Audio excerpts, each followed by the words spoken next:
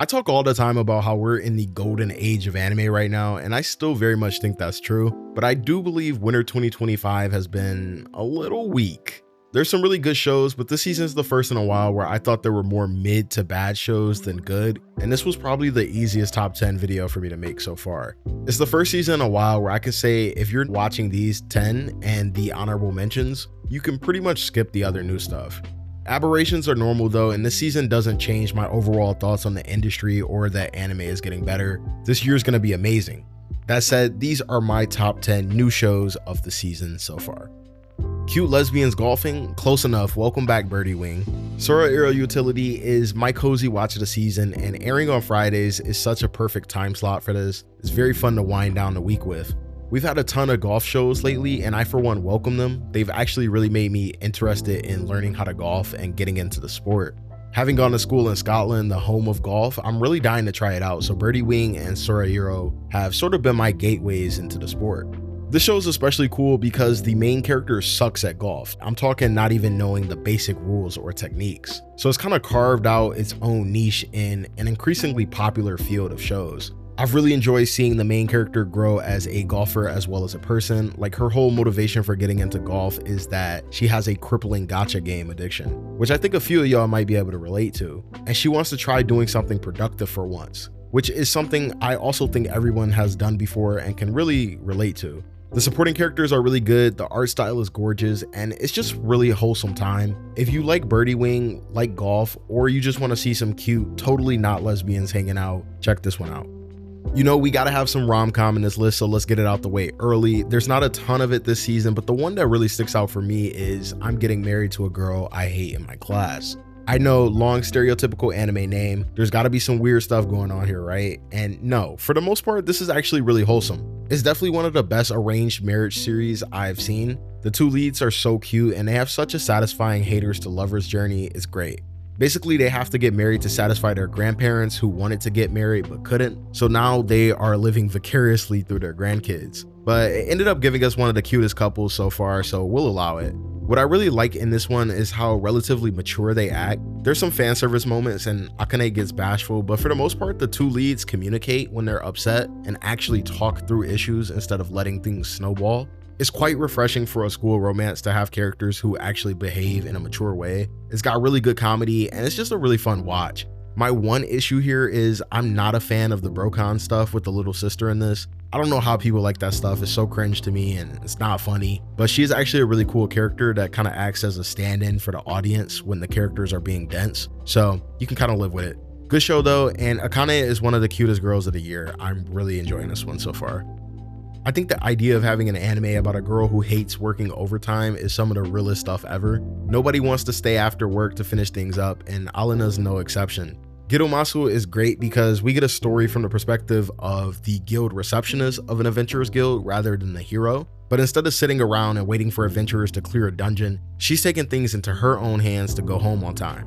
Now, part of me was a little disappointed that this show basically turned into a standard fantasy show, since Alina does go clear dungeons and fight. But I guess it would get a little bit old if we were just watching a cute anime girl doing administrative paperwork all day. Plus, the way it's done in the show is really cool. So she wants the fact that she's overpowered to stay hidden so she can have her nice chill job and benefits without the stress of adventuring, which of course only works so much because anime logic. But I'm really enjoying this so far. It's funny as hell. Takahashi Rie puts in one of her best performances as Alina, really taking this to another level, and the slow burn ship teasing is great too. Oh yeah, and it's by Cloverworks, so the animation and production values are great. Plus it's got one of the cutest openings of the season. If you like badass female fantasy leads and some good comedy, I really recommend checking this one out. Flower and Asura is written by the same author as Hibike Euphonium, so you kind of already know what to expect here. A ton of angst, drama, personal development, and contemplation, and of course, Yuri bait. Now, I didn't know it had the same author when I watched the first episode, so I got my hopes up here thinking that we had another show about lesbians in a broadcasting club, aka Seiyu Radio. I'm still holding out hope for that, but even just on its own, this show has been amazing. So basically the main character has this nice voice and a knack for storytelling, and she ends up getting roped into the school broadcasting club to compete in the NHK Cup. Now, what's really cool about this show to me is the way literature and storytelling are expressed. Like, you've heard the expression that a good book can open up a new world to you, right?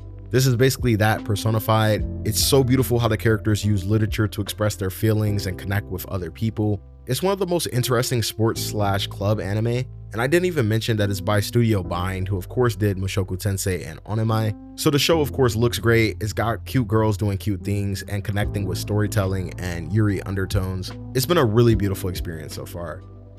A middle-aged salaryman getting reincarnated as a cute villainess is genuinely one of the most based premises I've seen for an anime. Bro is literally living my dream. Tensei Ojisan is one of the best villainous shows ever. It's early, I don't care though, I'm saying it. And I say that because the lead actually acts like a grown man who got isekai. A lot of times with shows like this, it's like, what's the point of having an isekai character if they just act like a teenager or kid? So it's really refreshing that the lead actually acts like a doting dad in his 50s to everyone and balances that with playing the villainous role. It's such a different dynamic from any other villainous show we've had and makes for some really hilarious situations. It's also great that back in the real world, Grace and her family were huge otaku, so he brings all that knowledge and experience with him to this new world. I think people who like Wataoshi, I'm in love with the villainess, will see a lot of similarities too with Anne and Grace's relationship and Ray and Claire. So you got those one-sided Yuri vibes while Grace tries to keep everything going the way it goes in the game. It doesn't take itself too seriously, it has some great comedy, fun characters, and actually a really wholesome story as well. And I don't want to spoil it, but if you remember Sun Lease from a few years ago, it's got some similarities with that as well, which I loved. Coincidentally, that was also on High Dive. High Dive don't get a lot of stuff, but when they do, it's usually fire, and this is no exception. Ameku MD is basically Apothecary Diaries mixed with House MD from back in the day. Cute doctor solving mysterious medical cases and stopping criminals. You really can't ask for much more. The cases are interesting, there's actual real medical evidence and diagnoses. It's fun. It seems like every other season we're getting more of these mystery anime, and I for one welcome it. I used to love watching mystery shows back in the day with my dad, so this is right up my alley. The characters are so good, it has a lot of that Apothecary Diaries playful and witty dialogue. There's that tiny tinge of shipping that I like as well, and the cases are actually interesting. I feel like I've gone through half a semester of medical school watching this and seeing how people can get away with crimes. Everything is really well written and keeps you on your toes, which is all you can ask for from a crime-solving show. No one wants something that's too predictable, so this is a very fun watch. Plus the cow is really cute. Oh yeah, and Aimer is on the OP, so go figure.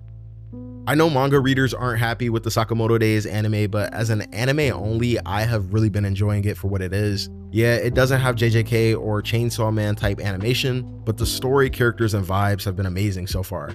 And I don't think the animation is that bad either. It looks solid, and from what I've heard, that's kind of the issue with people thinking that it should look way better than solid, but I don't know, I like the show. It kind of feels like a mix of Spy Family, Yozakura Family, and John Wick. You got this assassin who's retired and trying to spend his life in peace with his wife and kids, but his past just keeps coming after them. I find the concept of Sakamoto trying to spend time with his daughter and wife while fighting assassins to be really funny. The whole assassin underworld and hierarchy is interesting as well, but I hear the story actually gets really good later on as well. I'm really digging the side characters and found family vibe that they've got going on. The chemistry in the cast is so good. I've heard nothing but great things about the manga, and it's definitely lived up to it for me personally so far. I'll definitely have to read it at one point as well. But for now, I like the Sakamoto Days anime. It's funny as hell, it's got great action, and it's just a chill vibe.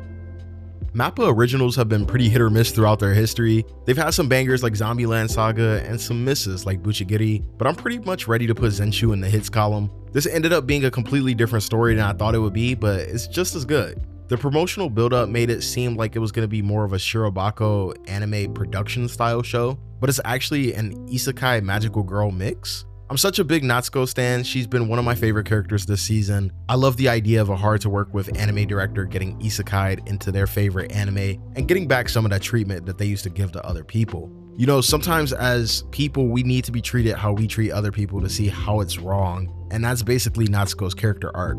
Learning to trust and open up to people, seeing people as actual humans instead of just pawns. There's some cool action with Natsuko being able to bring drawings to life to fight her enemies. Her magical girl-esque transformation is dope. And one of my favorite haters to lovers ship with she and Luke. It's a fun show I like a lot, and it seems to have developed quite a bit of a following on Tumblr and Blue Sky, which is really cool.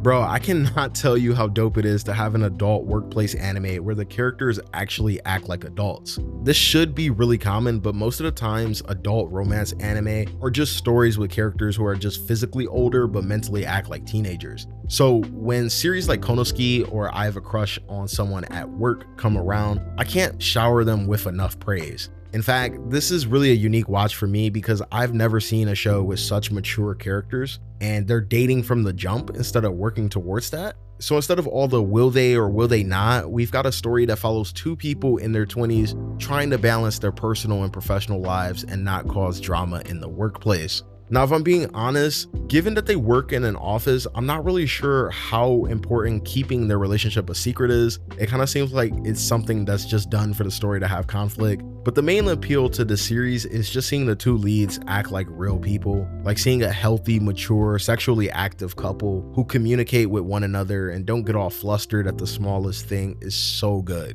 And again, there's been good adult workplace stuff before, like Ice Guy and his cool female colleague, but this just hit really different, man. I don't know how to explain it. You just gotta watch it. I can't recommend this one enough. It's insane to me that Crunchyroll or High Dive didn't license it because it has been one of the best shows this season, no doubt. To me, it's Medalist and then a very big gap between first and second place. This is far and away the best anime of the season, and I don't care if it's early. I think it's the best sports manga ever. This is my Yuri on Ice. So ice skating is something I knew next to nothing about before the show, and I still know next to nothing about it. But I do have a newfound appreciation for the level of talent and attention to detail that goes into every single motion skaters pull off.